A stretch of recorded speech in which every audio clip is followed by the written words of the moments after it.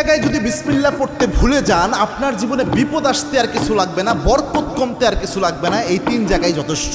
খুব মারাত্মক একটা বিষয়। বিসমিল্লাহ তো মোটামুটি সব ভালো কাজের শুরুতেই পড়া হয়, তবে সব জায়গায় ভুলে গেলেও এই 3 জায়গায় মিনিমাম ভুলা উচিত নয়। তার মধ্যে 1 নাম্বার যেটা, এটা আমি সবচেয়ে গুরুত্বপূর্ণ মনে করি, সেটা হচ্ছে বর্তমান পরিস্থিতিতে এটা হচ্ছে আপনার বাথরুমে প্রবেশের শুরুতে বিসমিল্লাহ পড়া। অনেকে বলতে পারে হুজুর বাথরুমে ঢুকবেন আবার বিসমিল্লাহ কিভাবে? বাথরুমের শুরুতে তো আমরা আল্লাহুম্মা ইন্নী আউযু বিকা মিনাল খুবসি ওয়াল খাবাইস পড়ি, এটা না আমরা পড়ি। হ্যাঁ, এটার ব্যাপারে আল্লাহর হাবিব সাল্লাল্লাহু আলাইহি ওয়াসাল্লাম জানিয়েছেন।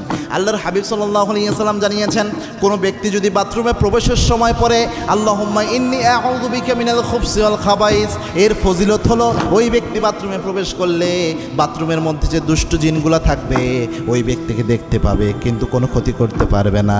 কিন্তু কোনো ব্যক্তি যদি বিসমিল্লাহ লাগিয়ে দিতে পারে, বিসমিল্লাহি আল্লাহুম্মা ইন্নী আউযু বিকা মিনাল খুবসি ওয়াল খাবাইস, এই বিসমিল্লাহ সহ যদি দোয়াটা পড়তে পারে,